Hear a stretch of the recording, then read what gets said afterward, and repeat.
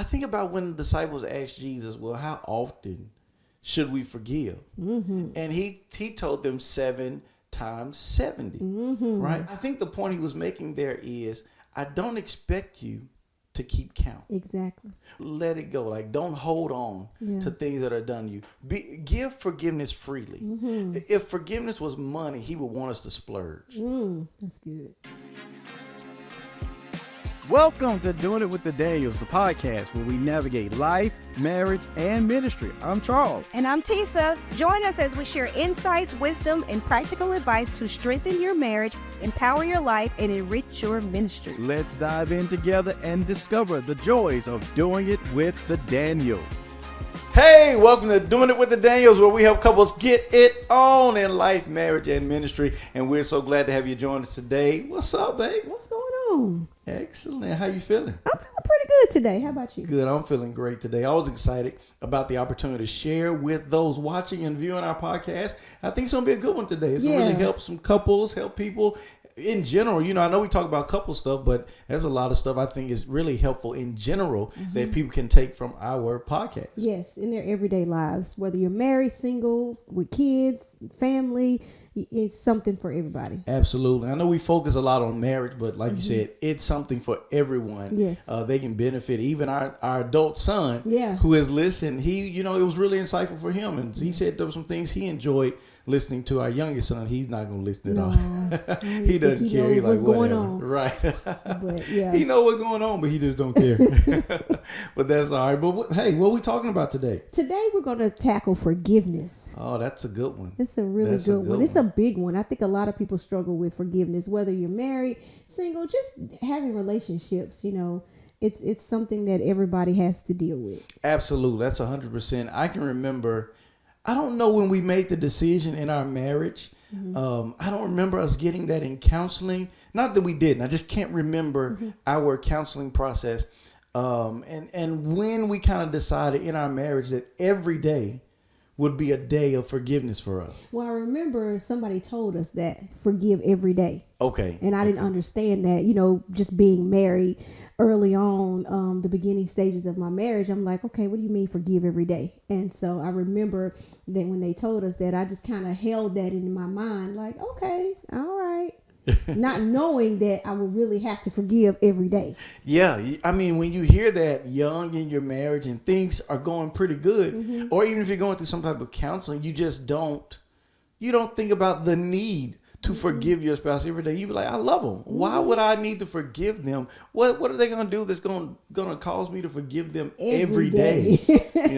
That was the thing. I was like, man, we're going to have something every day. And it could be little things, things happen. So, but when you live with somebody, every day, things can happen every day. And you have to be prepared to forgive every day. Yes. So I mean, how have you used that in your, like, in this marriage, in this relationship? Well, I don't know if I used it right in the beginning.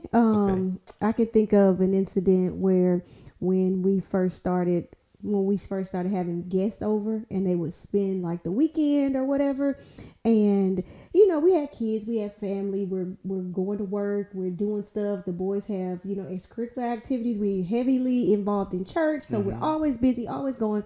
And so I used to ask you to help with the house when we had people coming over, because you know how sometimes you just straighten and sometimes you clean. Yeah. And when you got somebody coming over, you got a deep clean, like you want to clean baseboards, you just doing everything, like the whole nine. And so you be like, you ain't got to do all this, you just doing too much. And you would do a little something, and then you would go in there and go to sleep. And I was like, he just leaving me to do all this by myself and da-da-da-da. And so I used to get so upset, and it would turn into, and I don't think I knew that I needed to forgive you for that then, but it would turn into resentment. Yeah. Well, I guess it started with unforgiveness. It started with, why is he doing this? And I guess not letting that go. Because if we talk about the nature of forgiveness is about letting go. And so you didn't let it go. It just kind of, we moved on, but you held on to it. Right. I don't think I acted out towards you or anything. Maybe initially a little bit. But I don't know. I guess I felt like I was letting it go, but every time it would happen again, I would be like, okay, here we go again. He's doing it again. And so I would feel some kind of way so about you was it. adding each incident to a list. Exactly. Yeah. And I was like, okay, so this is what I got to look forward to every time we got somebody coming over. This is what I have to do all of this. Yeah. And so I felt alone in that. I got you. I got you. And so with that, you're saying there was unforgiveness. Now you were getting ready to add to that. Yeah. Then it led to resentment. And so that's pushing me further away from you, right? Yeah. So you felt more the resentment than really the focus on the unforgiveness. Okay. Yeah. And maybe and the reason I'm saying that, sometimes I think people don't necessarily call it unforgiveness, but they do acknowledge the resentment. Yes. They're resentful, but they don't realize that resentment is rooted in unforgiveness. Yep. Yeah. So what else came out of that? Oh, did you say? Yeah. Oh, it keeps going on and on. So it's unforgiveness, resentment, bitterness. So you were bitter towards me? Ooh. Ooh. Yeah. Then anger. Okay. Yeah. I mean, it was bad. Yeah. And but you weren't saying anything about it. I mean, initially when I asked, when I would try to talk to you about it, and I think it's all about how you say it and talk, what you say, and how you approach things. And I think I wasn't approaching it in the best way. But even if we didn't handle it through communication initially, are you saying that you went on still holding on to it? Yeah. But we still function as a couple, in our marriage. And that's the point I'm bringing out. You can be married, moving on, smiling, going to church, doing family stuff, taking care of business of your household, and still unforgiveness be there and it not get resolved. Yeah, exactly. Yeah. And that bitterness, that resentment is all at work, and it's affecting the relationship. Although it doesn't look like it's a big issue. It's a on the surface. Small, what does the Bible say? It's the little foxes. It's the little foxes. Yeah. It's those little undealt with, unacknowledged things that we avoid that erode the foundation of healthy relationships, healthy marriages. Yeah. So you listed unforgiveness, resentment, bitterness, anger. When did you get to frustration? When did you get to deliverance? Well, I had to take a self-evaluation of me. Okay. Because I like for my house to look a certain kind of way. And so when I got home, it's like, we got kids, right? So it's not going to look perfect. We had 2 young kids at that time. 2 boys at that time. And so in my mind, I'm like, okay, if somebody wants to stop by or, whatever, if somebody's coming, the house needs to be, and it wasn't like nasty or anything like that, but you just got stuff. It looked lived in. It looked lived in, yeah. But in my mind, I'm like, it's supposed to be spotless all time. And so when I would come home, when I would come home from work or anything like that, I'd be like, what y'all doing, cleaning up? And it just got to a place when I was like, okay, I need to chill out.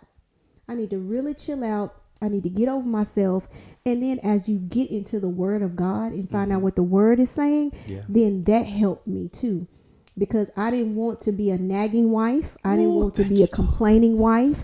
I didn't want you to feel like it was better to be on the rooftop, or some men don't come home. They always finding somewhere to go. They out hanging out at the bar. They at their friend's house watching the game. They're just doing everything that they can to not come home because the wife is always nagging about something. They don't want to hear that. Yeah, men don't want to hear that. And so I had to really look at me and find out, okay, why this is just small. It's small, it's minute, and it's not a big deal. And so once I learned to calm down and then let God help me through his word, I think that was the biggest thing. Yeah, I think that's huge. Just listening to you, and then some of the other couples that were able to offer guidance and advice to. I think about a woman I spoke to who went through a divorce, and after that divorce, years after, I had the opportunity to ask her, what led to the divorce? Seemed like it was a good marriage, good relationship. What made you? Because I think the woman, if I remember correctly, initiated the divorce. What led you to that? Was my question. And she said something. She said, I never really forgave him for things that happened early in the marriage. So they were married for over 10 years. I don't know exactly, maybe close to 20 years. Yeah. But things happened early in the marriage that she said she moved on, but never really got over and really forgave him for. And I guess she hit a place in her life where she said, I don't want to be here anymore because you've held on to that. I think that progress you mentioned, unforgiveness, resentment, bitterness, anger, had all built up, and it had hit a place of, and then so you got to imagine you have your normal disagreements that have happened over those years. And it's finally one day, because all that stuff is there building up, you hit a place where you're like, I don't want to do this anymore. I don't want to do it, Not realizing that those things have been eroding the marriage all those previous years before she ever filed for divorce. And I think this is why it's so important that people pay attention to the little foxes, these little things that you think, oh, I can just get over, because that's what we oftentimes say. That's what we tell people, just get over it. Yeah. And that's what we tend to think. And we put people in that category when they have trauma in their life and they want to talk about it. We say, oh, you should just get over it. Yeah. But the reality is that getting over it, or really our term of getting over it, really means just move on. Yeah. And that's not getting over. That's not really letting it go. That's not forgiveness. Yeah. That's not really being freeing yourself and freeing the other person from what you think they deserve. And I didn't want to grow up. I didn't want my kids to grow up always hearing their mom hollering and nagging about clean up your room, clean this up, you know, and I just didn't want that. And I think a lot of men, they don't like for women to yell because their mother yelled at them. And so I didn't want all that. So I was like, I gotta really look at me. Hey, it's an adjustment. It is. It's an adjustment. But we have some steps that we can look at, and we can try to give to those listening and try to help them, those who are trying to navigate through forgiveness, because forgiveness is not easy. No, it's not easy, but it can be done, and it's a choice. And what I often tell people is, just in general, whether it's relationships or or if it's not a marital relationship, forgiveness is a choice. You have a choice whether or not you forgive. But as believers, we have to remove the choice and understand that we've been commanded by our Lord and Savior Jesus Christ to forgive. And it's not just forgiving people on the outside. It's forgiving your spouse. Yes. It starts at home. Yeah. You got charity begins at home. In other words, if you're going to love people, love right at home. Yeah. And that love should involve forgiveness. Exactly. I like that. That's good. Yeah. So what is, when people are dealing with their spouses, what's the first thing they should really tackle or look at when it comes to forgiveness? I think the first thing, you should acknowledge the hurt. That's what I feel like at first you need. So I had to acknowledge that I was hurt. You know, I felt like he don't care nothing about me, you know, what I got to do and all of this. So, I had to acknowledge that, and I had to come to you, and I had to be able to talk to you about what I was feeling, why I was feeling the way I was feeling, and try to just get it out instead of holding it in. Yeah, and I think on the flip side of that, I had to respect how you felt and not judge how you felt based on how I felt. Just to keep those lines of communication open. Right, because I think you felt like... Initially, I was like, man, go over with that. This is nothing. Let that go. But I had to kind of come out of that and listen to you empathetically. Because otherwise, it minimizes your feelings and devalues them, which creates further damage to the relationship. Like when you would be like, our house just look lived in. I'm like, but that's not the point. I, had my way of the way I wanted it done. And it's like you wasn't moving you wasn't doing what I wanted you to do. So I was like, oh, Lord, what am I going to do? But I just did it myself. Did it and was resenting you all while I'm cleaning and doing whatever I was doing. But I just realized it's so small. Yeah. And, just through our process, I'm better now. Yeah. And I see the value of helping you, of being that support. And that's a part of the two becoming one. And I had to grow to that. And I had to grow to respect your view on it, because although I may not have your view on the extent to which you want to do it, I had to respect that this is my wife, this is her home, and there's a certain level of representation she wants to have within her home. And I need to be supportive of that, even if I don't agree fully. Like, I think the home should be clean. Yeah. But man, we ain't got to bleach everything down. And I mean, it's like you said, deep cleaning. But hey, it's all good. But we grew to that. Yeah. So I understand now, and I value you enough to respect how you feel. Yeah. And to be a part of that, to support that. It's gotten a whole lot better. Yes. I think. So what else? What's the next thing that we need to give them? Number 2 is own your part. I think that's really good. So I had to look and own my part, and you had to look and own your part. But do you understand what your part was? Yeah, I do now. I didn't at that time. I mean, I feel like at that time that's something you own. But I see now where my part is, because here's the thing: is in forgiveness, it's hard to feel. It's hard. I mean, it's easy to feel like that's the other person's problem.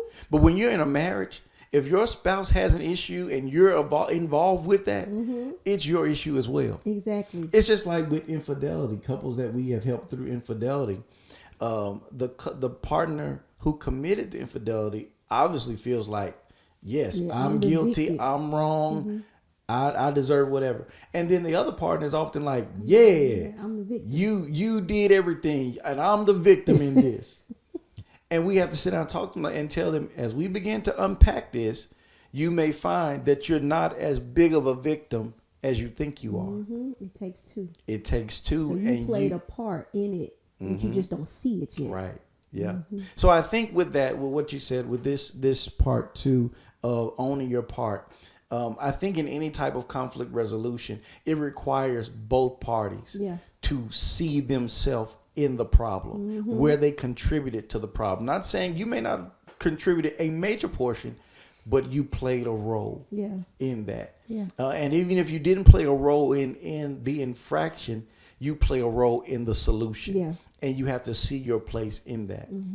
One of the things when I was, as we started to help more couples who had dealt with infidelity, and I began to study and do some research on it, one of the things that I found was the partner who feels like they are the victim, the partner who did not commit the infidelity, often bears the responsibility of the relationship healing and the other partner being able to move forward. So your role is ensuring them we can go forward, because until you decide that you're willing to go forward, they can't move forward from this. Yeah. So if the relationship stalls or fails, that's your part. Yeah. That's your role. And I'm not, we believe scripturally that if for the case of infidelity, if 2 individuals decide to part, they can on biblical grounds. Right. However, I think what has to be considered, even before we get to, I got biblical right to leave you. Before you get to that, I think you have to explore forgiveness. Yes. And reconciliation. First. And that's what we always push. Right. And because a lot of people, they cheated, I'm leaving. Yeah. You have a right to leave if that's your choice. But before you run out, because this is not just a divorce, this is a breaking of covenant, this is a separating of lives, this is all of that, children involved. And we won't get into how all that plays out. I think we should do a whole other podcast dealing with divorce. Yeah. But before you do that, you may find it easier.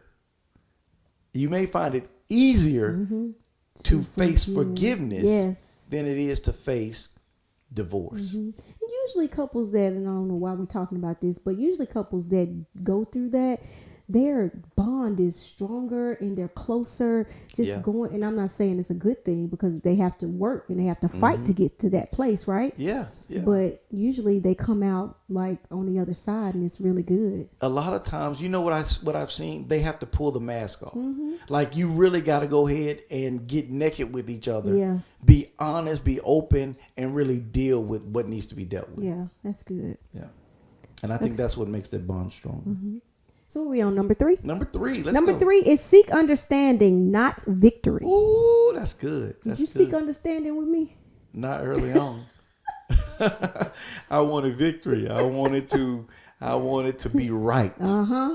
I wanted to be right. I wanted you to see things my way. Mm-hmm. I wanted you to get on board with me and just say you right and go along with it. Mm-hmm. But the reality is that I wasn't right. Yeah. And I had to acknowledge that I wasn't right. I felt how I felt. I'm entitled to an opinion. Yeah. But in a marriage, my opinion can't override your feelings. Right. And what you need from me as a husband. Mm-hmm. And that's what I had to mature to. Yeah. Yeah. It took some time, but we got there. Absolutely. Hey, it's so what do you think? Where were you with that? With seeking understanding? Yeah. I don't think I was seeking for no understanding back then. I was like, this just makes sense. This is what we need to do. Yeah. I think for me, I just realized that it wasn't a big deal. It wasn't that big of a deal. And so now I enjoy doing whatever I need to do around the house and try not to nag as much. Yeah.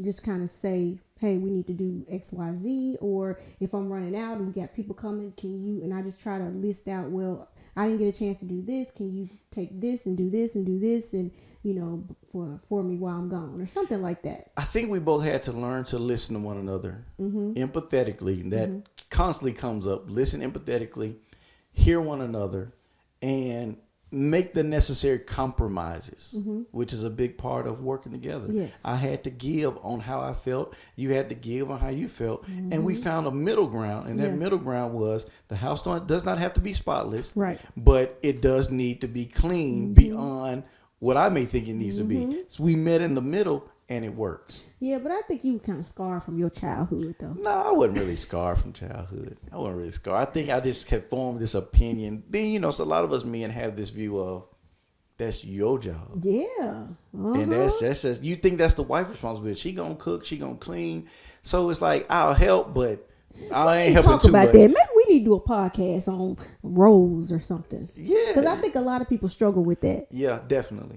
I don't think they really consider roles before they get married. Right. They just, exactly. I'm the husband, you the wife. Let's get married. And it's usually what we see growing up as children is what we feel like this is what my life is going to be like. I didn't see my mom.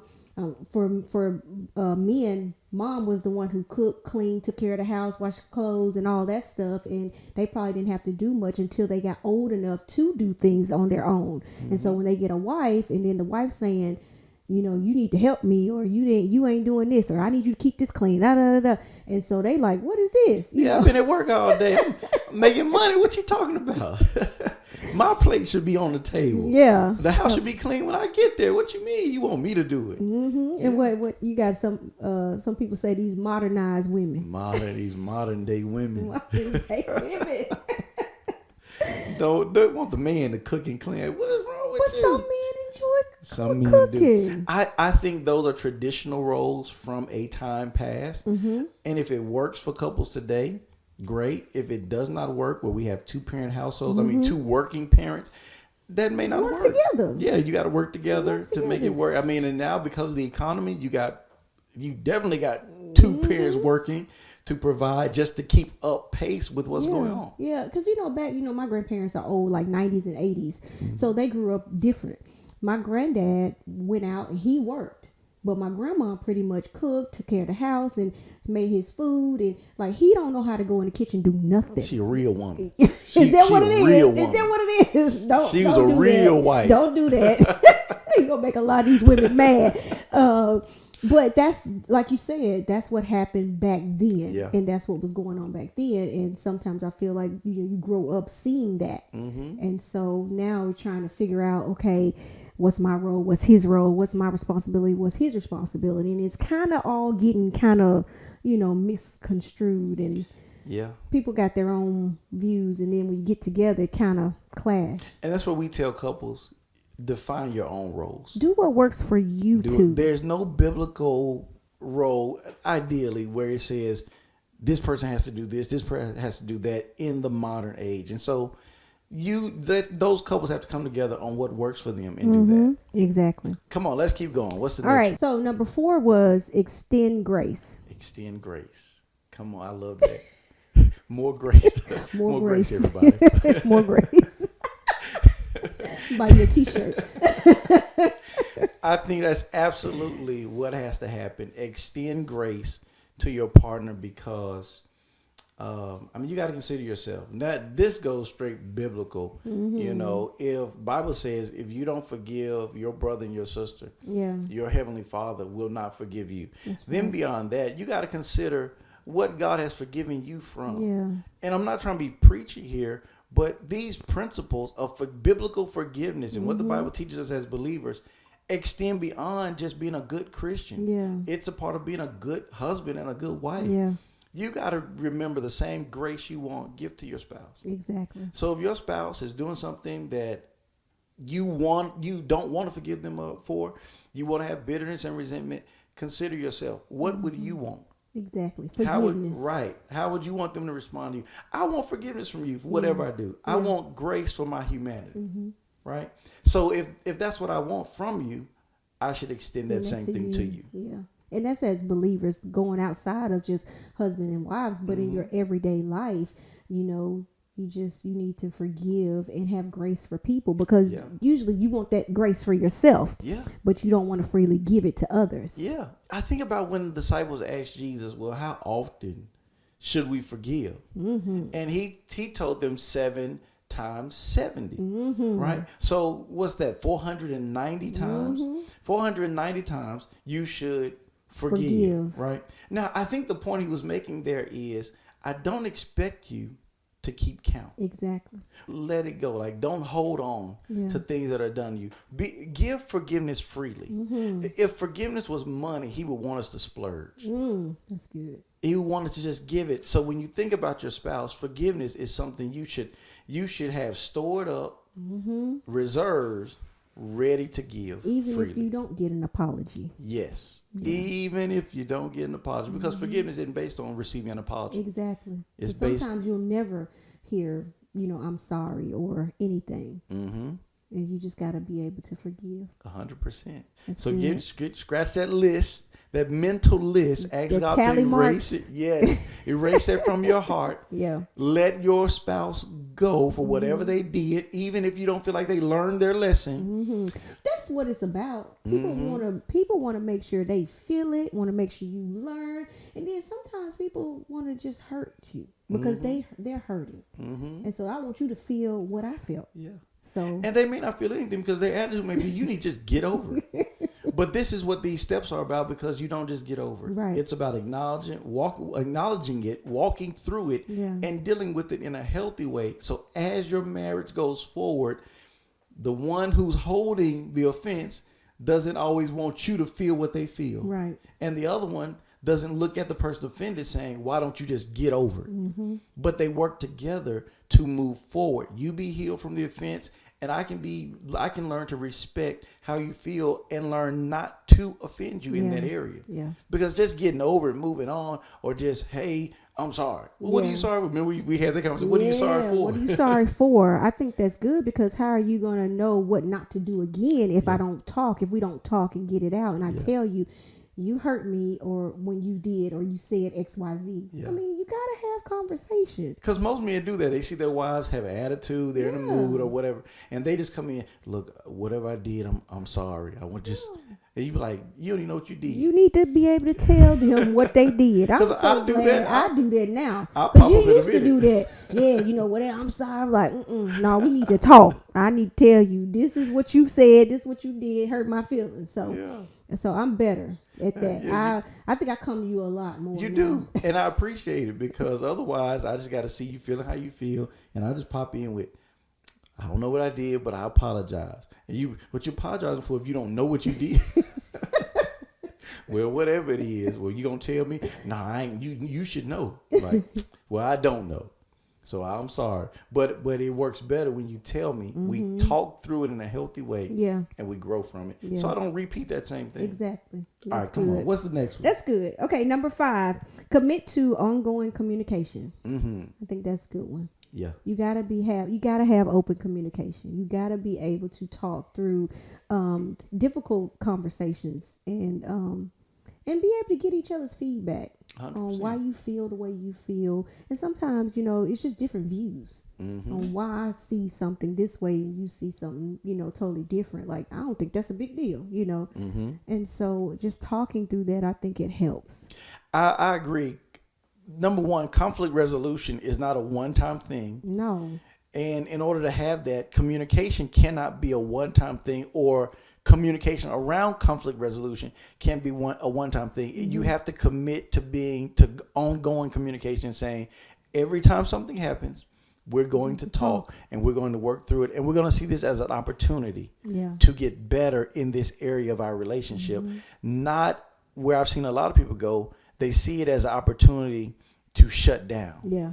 Where, okay, we've talked about this before, you just don't get it. And so they stop talking. Because we've been there where it's like, just move on. Just don't say anything. Yeah, or he's not going to change no way. So why I keep saying that? It's because you don't know if he'll ever change, but you just keep saying it. And you don't just say it to change him. Right. You just say it, tell him how you feel. How long did it take me to change in some aspects of our marriage? Long time.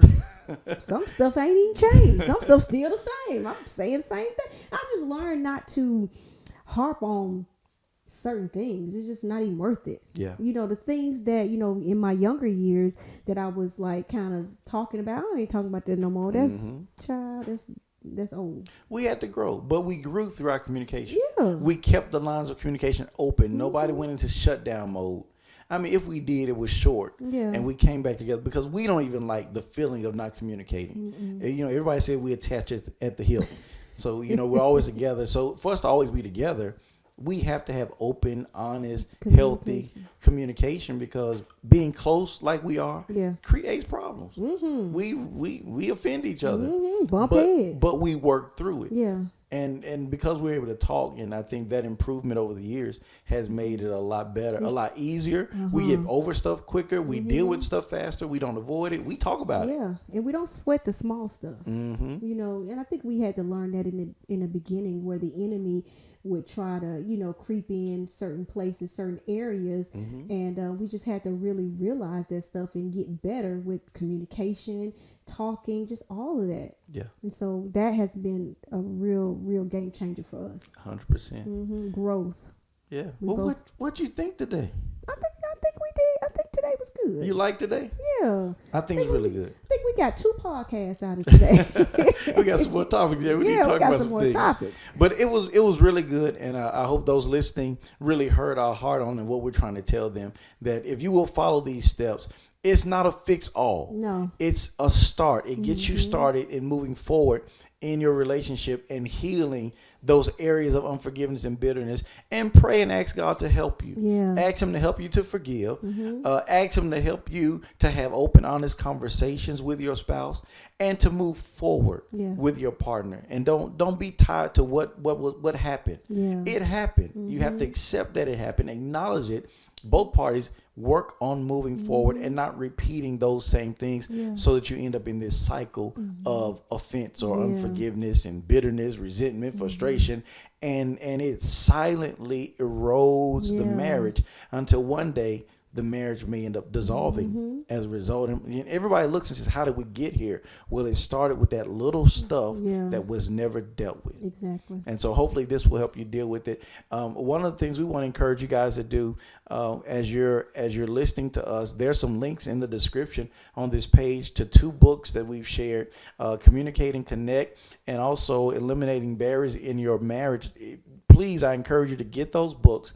Read them. They will be of great value and benefit to you and give you further steps and more information that you can go and implement. Any resource, guide, book we put out is about giving you practical steps or things you can apply immediately to help improve your relationship. That's what we want to see happen with couples, with marriages, and with those individuals that just want to be better and have a successful marriage. I love our relationship. Yes, I do too. But we keep getting better. Yeah, it's not perfect. It's not perfect. But it's good. We had a situation just the other day, and we acknowledged what we didn't like about it on both ends. Yeah. And even in that, we have learned to celebrate our wins. We say, well, we're better though. Yeah. You know, okay, I see that. I'll work on that. You was like, I'll work on my end. It was like, but we're a lot better than we used to be. Yeah. Yeah. So you can celebrate your wins even while acknowledging the flaws and the areas of improvement. Exactly.